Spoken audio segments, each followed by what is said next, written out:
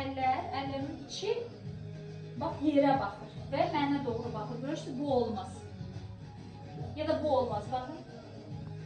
Yavaş. 1 nokta, 2 nokta.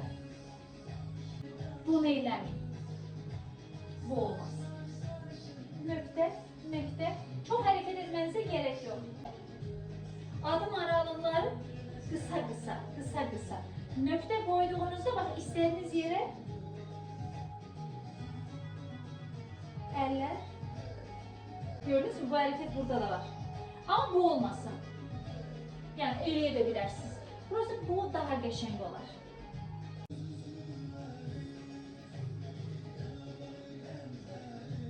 Gördünüz mü? Bu hareket her yerde sizi kurtaracak. Yani mutlaka her şeyi elemeniz gerekir.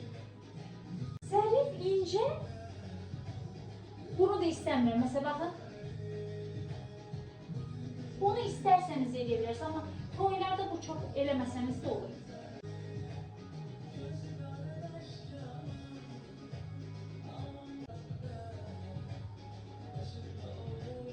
Gördünüz mü, ərimin içi mənə baxdı.